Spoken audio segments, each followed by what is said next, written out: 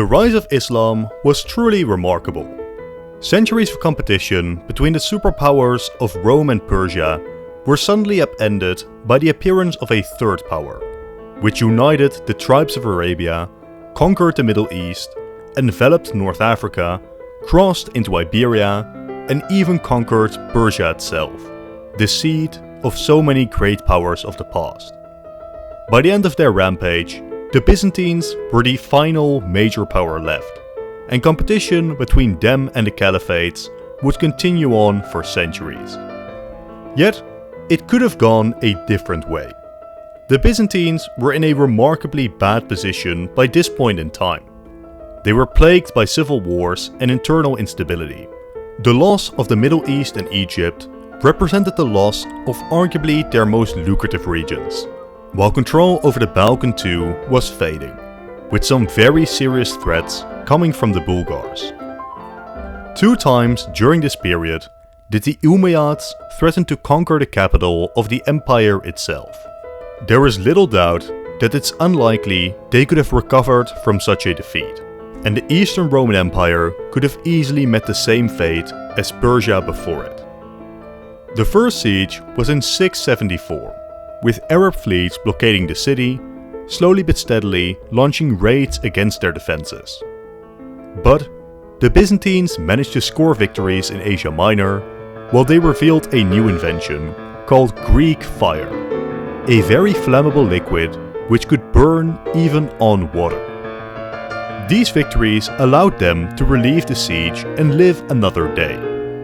But in 717, the Caliphate returned, intervening in another civil war and besieging the city again. But, again, Greek fire destroyed their crucial navy, while victories in Asia Minor pushed back reinforcements. The besieging army then got ill and struck by a harsh winter, while the Bulgars allied themselves with the Byzantines and arrived to harass the Arab armies. Another round of naval reinforcements was lost because the Christian crew defected the Caliphate for Byzantium, ending this ground campaign in total disaster. Yet today, we wonder, what if this second siege was actually successful? Now, while unlikely, it is far from unrealistic for the Arabs to have won here. Again, the Byzantines were in a remarkably bad position. Greek fire, as used in these naval battles, was only invented 2 years before the first siege. Suggesting it simply isn't available to the Byzantines is not crazy. This would allow the Arabs to impose their critical naval superiority necessary for not just starving out one of the largest cities on Earth, but also to continue to supply their own forces across the sea. It is also crucial to get the Bulgars on the Arab side. Only a year before the siege began, Byzantium negotiated with Bulgaria, recognizing their new border and agreeing to pay tribute to the horde. This now gave the Bulgars a very good reason to want to stop an Arab victory. How we get the Bulgars to change side here doesn't really matter too much, but just minor changes in the Byzantine civil war, delaying this rapprochement, and the Arabs perhaps offering them greater riches might lead them to not coming in to save the Byzantines, but instead continuing their own raids and conquests further into Greece. In such a world, after a prolonged siege of the city of the world's desire, it falls to the forces of Islam about 7 centuries earlier than in our timeline, and the world would be forever changed for it. Now, the decades after the fall of the city are pure chaos, as the Umayyads start consolidating control over territories of the former empire. Whatever remains of the empire fractures. Yet, that does not mean the Umayyads immediately capture it all. For reference, we can look at Iberia, where in the northern mountains, Christian forces held out against the invaders. The horse-based Arab armies generally struggled to conquer these types of regions, and we'd likely see the same play out in Anatolia and Greece, as Byzantine resistance continues across the region, some proclaiming counter-governments, or allegiance to an emperor which may have fled the city, or just general autonomous states in general opposition to the Caliphate. The safest Byzantine stronghold might be Greece and Macedonia, as launching a naval campaign to these regions could prove very difficult for the Umayyads. Though, island campaigns would likely be launched, and the Bulgars might press their borders even further. This situation would last for decades, if not centuries, as the Umayyads slowly consolidate control, but especially along the coast, breakaway regions could maintain themselves for decades, if not centuries. Now in Italy, there are also some remnants of the empire previously conquered from the Lombard kings by Justinian and Belisarius. With the east in turmoil, these territories start to collapse, and the Lombards are likely to seize large territories back. Perhaps the Byzantines or a successor state maintains territories in the south, but their long-term viability is very easily contested. And this is not a region I expect to be capable of mustering a Byzantine reconquista. I'm sorry for the quick intermission, but by far most of you aren't subscribed. To keep up to date with all the latest releases, consider doing so. Thank you. Now from here, a lot is decided in the short term, as the Umayyad Caliphate starts falling into disarray. As a very Arab-dominated caliphate, many minorities became dissatisfied with the regime, with most notably the Iranians leading the call for change, culminating in the Abbasid revolution, which successfully overthrew the Umayyads, though they continued on in Cordoba. Now, Anatolia here does provide a bit of an unknown quantity, but if anything, we could expect the new territories to support the Abbasids, and therefore the overall outcome remains largely unchanged. There is potential for a minor revival of some Byzantine remnants, but overall, the Abbasid revolution was relatively swift, and I would be highly surprised if long-term Muslim rule of the region was threatened. Now from here in our timeline, the Abbasids had a brief golden age, which coincided with the start of the much larger Islamic golden age, a fantastic time for science and knowledge in the Islamic world. During this period, the Abbasids, for about a century, remained largely unified. We can expect this to remain the same here, while the consolidation of Anatolia might be continued. Now it's difficult to predict how exactly they rule Anatolia, but I would expect local Greek elites to continue to play a big role in governance, with the caliphates potentially even continuing ruling traditions inherited from the Byzantines, with Greeks favored by the caliph, especially those who convert to Islam, elevated to governors. Now, an important thing that I think is crucial to discuss here is that I often see in scenarios like this that the caliphate unlocks an Ottoman-like ability and desire to continue stomping across the Balkans, if not even further, sometimes even crushing the Italians, setting up for a hegemonic Islamic world around the Mediterranean. But I consider this very unlikely. We must recognize the difference between the Umayyads, the Abbasids, and the much later Ottomans. It had been the Umayyads which conquered Constantinople, and it is safe to say that they loved conquering. In our timeline, they were the ones that took North Africa and Iberia and significantly expanded to the east, while also launching these invasions of Byzantium. Yet, after such a victory, they'd have to spend a lot of time and resources consolidating, and it's very unlikely that they'd spend the effort to subjugate Bulgaria too. Next would be the Abbasids, who in our timeline undertook very few large conquests. Just look at what they already had to manage, their capital being in Baghdad, Iraq. For them, the Balkans are a mere side note.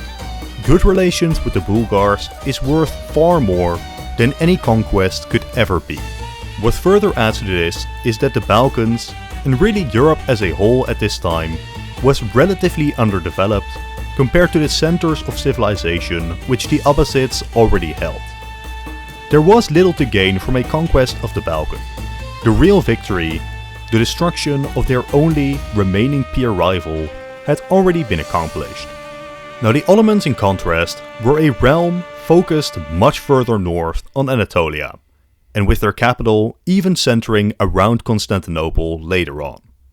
They were a growing realm during a time of military innovations which they were at the forefront of. they had a different government form with different incentives to expand. For the Ottomans, expansion into the Balkans made a lot more sense, both to expand their power base and to create new buffer regions. Also crucially, Europe was a lot more developed at this time, and there were now peer rivals like Hungary, Austria and Poland, which it made a lot of sense to go and try to defeat. For the Abbasids, these motivations just aren't there. Even Constantinople itself isn't necessarily an all too important city for the Caliphate in the long term. Now, none of this is to say that the expansion of Islam itself is unlikely. I'd say it's near guaranteed. But the expansion of the Caliphate itself through conquest is likely not all too dramatic beyond Anatolia and maybe naval campaigns to southern Greece to prevent any nascent Byzantine resistance. Now from here, the realm of Bulgaria will be the key in the coming fight for dominance between Islam and Christianity, as in the century following, this realm will have to choose between the two. This is especially crucial as in our timeline, they would come to dominate the entire Balkan, and I see little reason why they wouldn't be able to do so in this scenario, maybe even more so without the Byzantines to confront them. Their decision could either bring Christianity back to the Balkan or Islamize the entire region, with great consequences for the scenario at large. Their undeniable trading and diplomatic relations with the Caliphate makes me think that a conversion to Islam might be more likely, thereby becoming the perfect frontline realm for the religion, spreading Islam as far north as the Danube. Now alternatively, potentially due to competition and friction with the Caliphate in Thrace and Greece, Bulgaria could still become Christian, turning them into the front line for the other side. As we will soon discuss, once the Abbasids do start to crumble and more divisions start appearing in the Muslim world, the Bulgars might be in a prime position to benefit from Christian reconquest, with the Bulgars role-playing a Byzantine revival not being an impossibility. Another key realm is of course the Kievan Rus, who in our timeline converted to Orthodoxy, in large part due to their close trading and diplomatic relations with the Byzantine Empire. Yet, even in our timeline, Islam was at least considered as an alternative, and with the Muslims entrenching themselves in Anatolia, they are the ones who dominate trading lanes across the Black and Caspian Seas, and undoubtedly have significant contact with the Rus. Having been exposed to Arab and Muslim customs for centuries, it becomes far from impossible that they convert to the religion as well. Of course, it's not guaranteed. They might become Christian anyways, or even stick to their own traditional religion. But it is not a crazy prediction to think that Islam might spread all across Eastern Europe, Christianity driven back to just the West. Now, after laying all of this foundation, predictions do get a lot more difficult.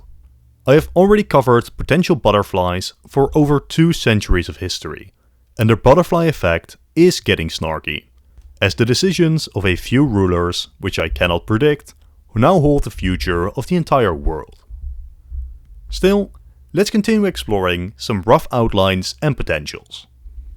Now, I see no reason for the rise of the Carolingian Empire to be directly impacted, but the nature of their rise very well may be.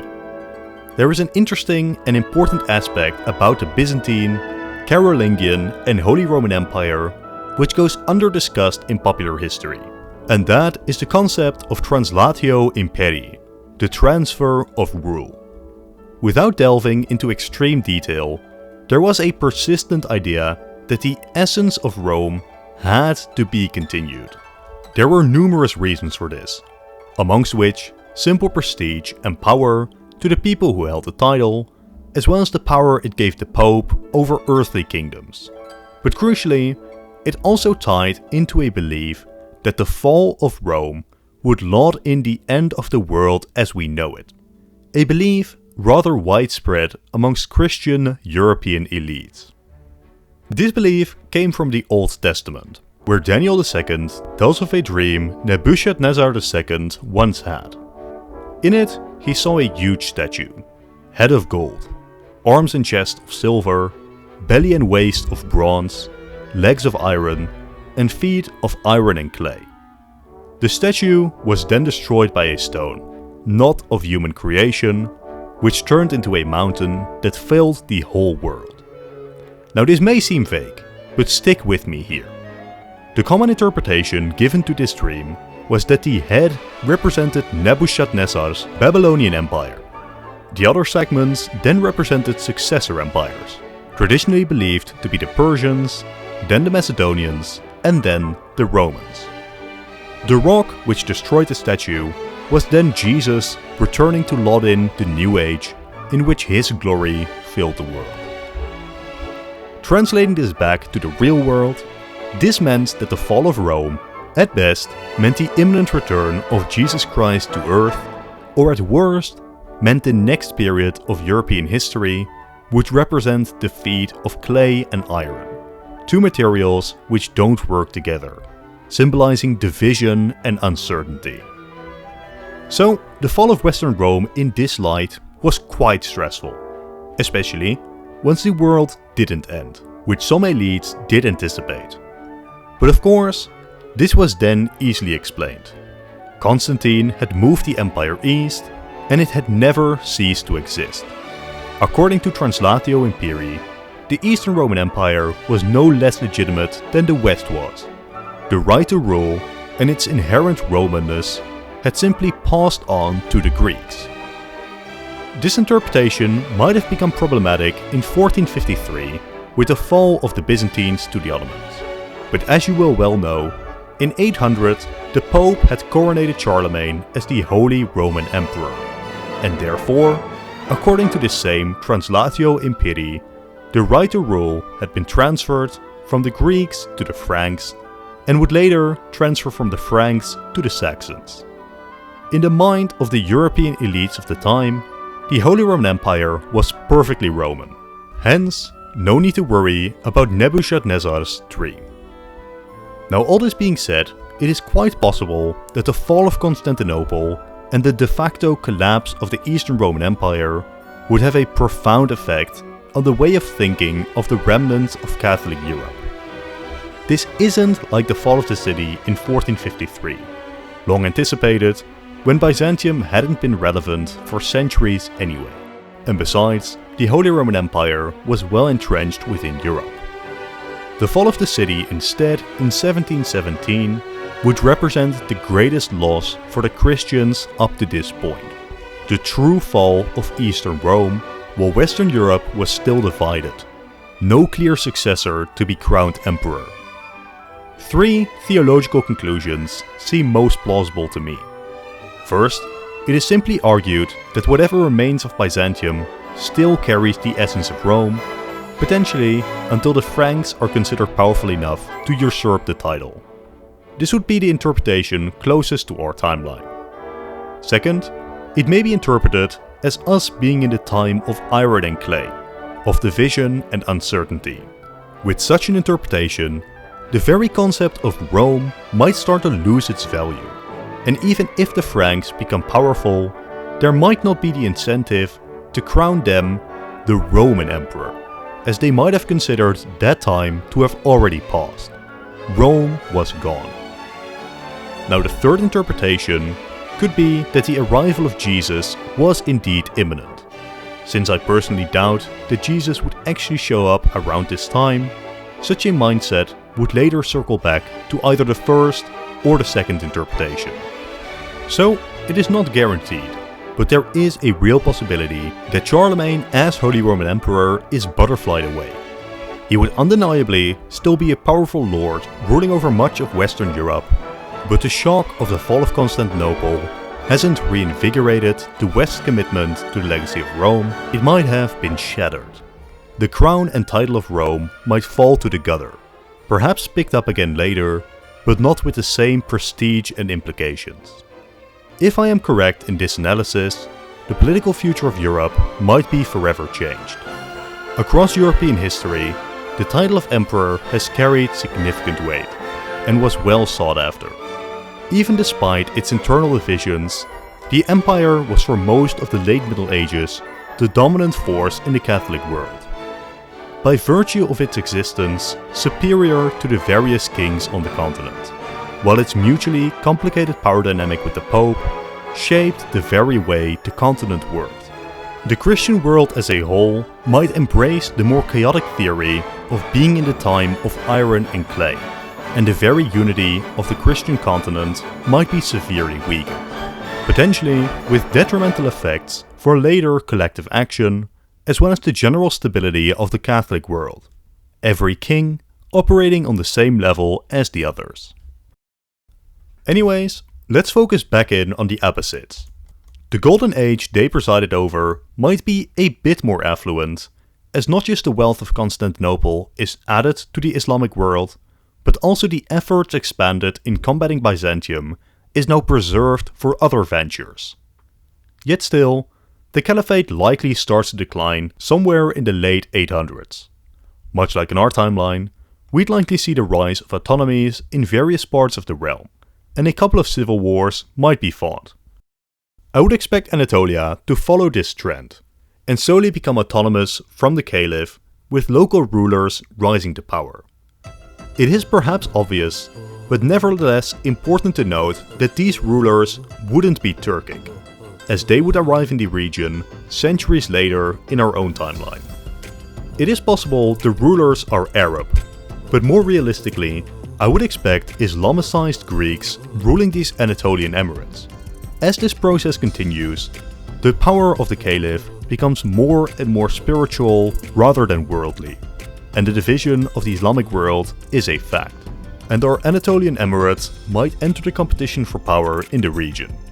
Now, this Anatolian emirate might be truly fascinating, as while it may sound and feel foreign, I can see no reason why the Greeks as a whole couldn't slowly convert to Islam. Far from all of them. But in Anatolia, slowly, a top-down movement could see Islam spread amongst the Greek population. Potentially, this splits the Greek population in two, with Christian Greeks surviving along the coasts and likely in Greece proper and Macedonia. Now you may wonder, but the Greeks never converted during the Ottoman reign, and this is true. But again, the Ottomans were not like the early caliphates. These early caliphates were far more concerned and successful in at least converting the elites to their religion, while the Ottomans spent very little time worrying about religion in their conquered territories, mostly content to keep them as dhimmi, who could pay more taxes and could be recruited as janissaries. Under these early caliphates, the conversion of various elites and the start of a centuries-long process of conversion could start to take place even among these Greeks. Now from this point, such an emirate, if it is created, could be interested in expansion into the Balkans, especially if Bulgaria enters its decline. With their power base much closer to Constantinople, they have far more of an incentive to keep it safe than the Abbasids did. Yet still, in this period of uncertainty in the Muslim world, expansion towards the Middle East could remain preferred over expansion into the Balkan. Should Bulgaria be Catholic, I expect the Anatolian Emirate to mostly fight conflicts with them over the Balkan. If the Bulgars are Muslim, I'd reckon the focus remains on the Middle East, and seeking good relations with Bulgaria or the states which come after them. Either way, we now need to come to terms with two forces which historically came down hard on the Muslim world around the 10th century. From the west, Catholic Crusaders, and from the east, various nomadic invasions. For about 2 centuries, the Catholic world consistently attempted to control the Holy Land, while over the span of 3 centuries, first the Seljuks, then the Mongols, and finally Tamerlane, rampaged around the region. Now, starting with the Crusades, it is important to note that crusading wasn't just some hidden ability ingrained in the Catholic faith, destined to occur however you warp the timeline. The Crusades, as we saw them in our timeline, were a very specific event caused by Alexius of Byzantium bidding the Pope and the larger Catholic world for support against the Seljuks, which the Pope then utilized to launch a larger campaign aiming to capture the Holy Land. there is far from a guarantee that we see anything similar here, especially if, as you'll remember, the Catholic world might operate completely differently due to the lack of a Holy Roman Empire. That is not to say that there wouldn't absolutely, without a doubt, be significant conflict between the Christian and Muslim worlds, but organized, Pope-led rallying of the Catholic world against the Muslims is far from inevitable.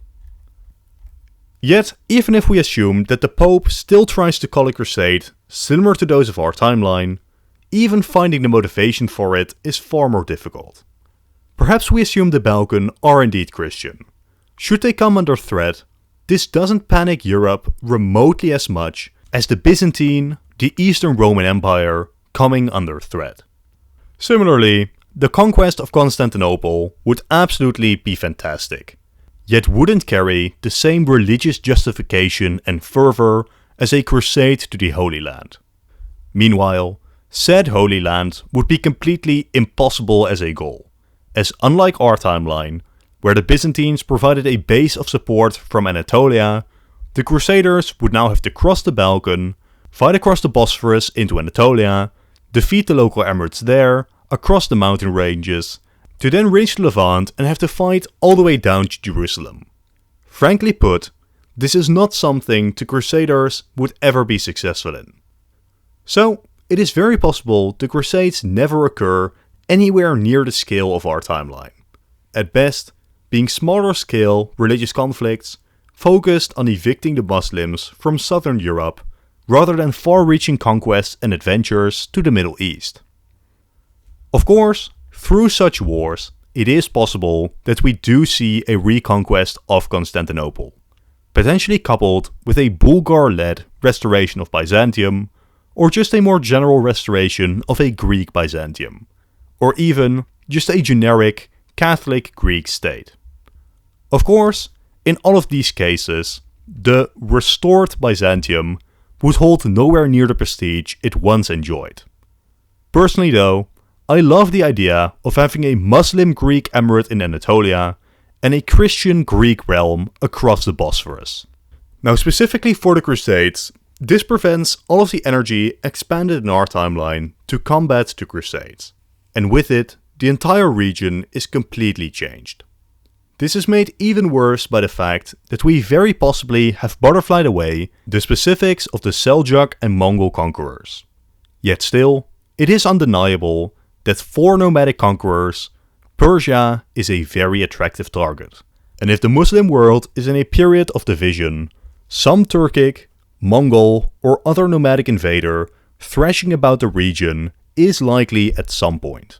Yet at the same time, the specifics are impossible to predict. Yet, I think it's useful to note that however we've set up the region up to this point, it will likely be shaken up by such hordes.